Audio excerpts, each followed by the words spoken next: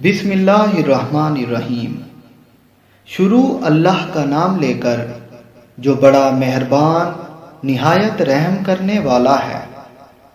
میں گواہی دیتا ہوں کہ اللہ کے سوا کوئی معبود نہیں، وہ وحدہ لا شریک ہے، اور میں یہ بھی گواہی دیتا ہوں کہ ہمارے پیارے نبی حضرت محمد صلی اللہ علیہ وآلہ وسلم اللہ کے بندے اور اس کے آخری نبی ہیں۔ اسلامک اردو ریسرچ کے معزز دوستو، السلام علیکم۔ آج کی اس ویڈیو میں ہم آپ کو بتائیں گے کہ اللہ تعالیٰ نے عورت کی تخلیق مٹی سے کیوں نہیں کی، عورت کو مرد کی پسلی سے کیوں پیدا کیا گیا، کیا عورت کی ایک پسلی مرد سے زیادہ ہوتی ہے، سائنس اس بارے میں کیا کہتی ہے اور اللہ رب العزت نے کیا ارشاد فرمایا، یہی ہمارا آج کا موضوع ہوگا۔ ہم آپ کو عورت کی تخلیق کی حقیقت کا ایمان افروز واقعہ سنائیں گے۔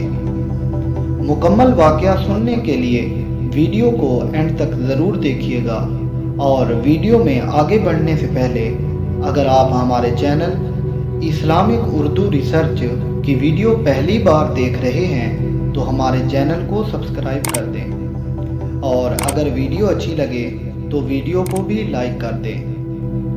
قرآن کریم میں ارشاد باری تعالیٰ ہے، یقیناً ہم نے انسان کو کالی اور سڑی ہوئی کھنکھناتی مٹی سے پیدا کیا۔ روایات میں آتا ہے کہ جب خداوند قدوس نے حضرت آدم علیہ السلام کو پیدا کرنے کا ارادہ فرمایا تو حضرت اسرائیل علیہ السلام کو حکم دیا کہ زمین سے ایک مٹھی مٹی لائیں۔ حکم خداوندی کے مطابق جب حضرت اسرائیل علیہ السلام آسمان سے زمین پر آئے، زمین سے ایک مٹھی مٹی کی اٹھائی تو زمین کی اوپری پرت چھلکے کی مانند اتر کر آپ کی مٹھی میں آ گئی، جس میں 60 رنگوں اور مختلف کیفیتوں کی مٹیاں تھیں، جس میں سیاہ و سفید، سرخ و زرد، سخت و نرم، شیریں و تلخ، نمکین اور پھیکی کیفیتوں والی مٹیاں شامل تھیں۔ کچھ عرصے بعد اللہ پاک نے حضرت آدم علیہ السلام کی بائیں پسلی سے ایک عورت کو پیدا فرمایا، جس کا نام حوا سلام اللہ علیہا رکھا۔ حضرت حوا سلام اللہ علیہا دنیا میں تشریف لانے والی سب سے پہلی عورت تھی۔ حضرت ہریرہ رضی اللہ تعالی عنہ حضور اقدس صلی اللہ علیہ وآلہ وسلم کا بیان نقل فرماتے ہیں، جو شخص اللہ تعالیٰ پر اور روز آخرت پر یقین رکھتا ہو وہ اپنے پڑوسی کو اذیت نہ پہنچائے، اور خواتین کے معاملے میں بھلائی کی وصیت قبول کرو۔ انہیں پسلی سے پیدا کیا گیا، اور پسلی میں سب سے ٹیڑھا حصہ سب سے اوپر والا حصہ ہوتا ہے۔ اگر تم اسے سیدھا کرنے کی کوشش کرو گے تو تم اسے توڑ دو گے، اور اگر اسے اس کے حال پر رہنے دو گے تو وہ ٹیڑھی ہی رہے گی۔ لہذا خواتین کے بارے میں بھلائی کی وصیت قبول کرو۔ معزز ناظرین و سامعین، شریعت محمدی صلی اللہ علیہ وآلہ وسلم نے عورتوں اور بچوں کا حکم ایک رکھا، جیسا کہ باجماعت نماز کا مسئلہ، جمعہ وغیرہ کا مسئلہ، تو اس میں اس بات کی طرف اشارہ ہے کہ بچوں کی طرح ان کے ساتھ بھی نرمی کا رویہ اختیار کرنا چاہیے۔ اسی طرح قرآن مجید فرقان حمید میں اللہ رب العزت نے ارشاد فرمایا کہ مرد عورتوں پر نگہبان ہیں، عورت کی ضروریات، اس کی حفاظت اور دیگر کئی امور پر مرد کو عورت پر فوقیت حاصل ہے، کہ گویا عورت رعایا اور مرد بادشاہ ہے۔ عورت پر مرد کی اطاعت اللہ رب العزت نے لازم قرار فرمائی ہے۔ اس سے ایک بات یہ ظاہر ہوتی ہے کہ میاں بیوی کے حقوق ایک جیسے نہیں ہوتے، بلکہ مرد کے حقوق عورت سے زیادہ ہیں، اور ایسا ہونا عورت کے ساتھ ظلم یا ناانصافی نہیں بلکہ عین انصاف ہے اور حکمت کے تقاضوں کے عین مطابق ہے۔ معزز ناظرین و سامعین، علماء نے اس نقطے پر بحث کی ہے کہ ہر انسان مٹی سے بنتا ہے یا انسان اول حضرت آدم علیہ السلام مٹی سے بنے ہیں۔ واضح بات یہ ہے کہ پہلے انسان مٹی سے بنے ہیں اور باقی انسانوں کے بارے میں مٹی سے بنا ہوا اس لیے کہا جاتا ہے کہ مٹی سے ہی غذائیں کھا کر نطفہ بنتا ہے جو انسان کی تخلیق کا باعث بنتا ہے۔ اس حوالے سے سورۃ طٰہٰ میں ارشاد باری تعالیٰ ہے کہ اللہ تعالیٰ نے انسان کو مٹی سے پیدا کیا۔ اسی طرح بعض علماء کے مطابق اللہ رب العزت نے عورت کو مرد کی پسلی سے تخلیق کر کے اللہ رب العزت نے اپنی حکمت کا واضح اشارہ دیا کہ میں نے عورت کی تخلیق فرشتوں کی لائی ہوئی مٹی سے نہیں کی بلکہ مرد کی پسلی سے کی۔ میں نے اسے تمہارے جسم کے حصے سے اس لیے نکالا کہ عورت کا تقدس اور پردہ قائم رہے، فرشتوں کو بھی خبر نہ ہونے پائے کہ زمین کی لائی ہوئی کس مٹی سے عورت کی تخلیق ہوئی۔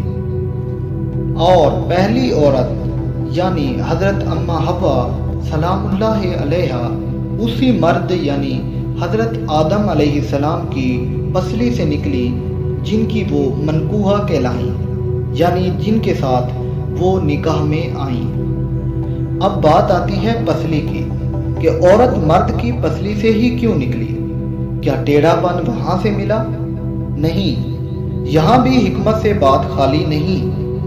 انسانی جسم میں دل اور نازک پارٹس پسلی کے پیچھے چھپے ہوئے ہیں، یعنی پسلی سے پیدا کرنا بھی اللہ رب العزت کے ہاں ایک حکمت تھی، یعنی عورت ایک ڈھال ہے ان نازک پارٹس کے لیے۔ تو اللہ رب العزت نے عورت کو پسلی سے نکال کر یہ نہیں بتایا کہ عورت میں ٹیڑھا پن ہے، بلکہ اللہ رب العزت نے عورت کو مرد کی پسلی سے تخلیق کر کے یہ بات سمجھا دی کہ عورت وقت پڑنے پر ڈھال بھی بن سکتی ہے۔ عورت ماں، بیٹی، بہن اور بیوی بھی ہے۔ کسی کی عزت کو مت اچھالیں، جتنا ہو سکے ہر بات میں مثبت پہلو تلاش کریں۔ معزز ناظرین و سامعین، بعض لوگ یہ کہتے ہیں کہ ہر عورت اس مرد کی پسلی سے پیدا ہوتی ہے جس سے اس کا نکاح ہوتا ہے۔ احادیث اور مفسرین کے مطابق یہ بات ثابت نہیں اور اس میں کوئی حقیقت نہیں۔ ایک اور بات بھی سامنے آتی ہے کہ مرد کی پسلیوں کی تعداد کم ہوتی ہے اس وجہ سے کہ مرد کی پسلی سے عورت پیدا ہوئی۔ دوستو، یہ بات بھی درست نہیں۔ حضرت آدم علیہ السلام اور حضرت اماں حوا سلام اللہ علیہا کی تخلیق اور کچھ لوگوں کا یہ یقین بالکل غلط ہے کہ مردوں کی پسلی عورتوں کے مقابلے میں کم ہوتی ہے، کہ حضرت حوا سلام اللہ علیہا حضرت آدم علیہ السلام کی ایک پسلی سے پیدا ہوئیں، اس لیے مردوں میں پسلیوں کی تعداد عورتوں کے مقابلے میں کم ہوتی ہے، مگر یہ سچ نہیں۔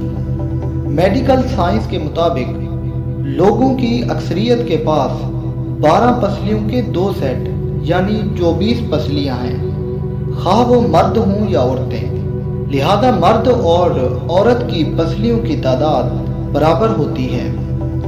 بعض حالات کے مطابق یعنی اگر کوئی شخص میڈیکلی انفٹ ہے تو اس میں پسلیوں کی تعداد کم یا زیادہ ہو سکتی ہے۔ البتہ تمام انسانوں میں پسلیوں کے 12 سیٹ یعنی 24 پسلیاں ہوتی ہیں اور مرد اور عورت میں پسلیوں کی تعداد برابر ہوتی ہے۔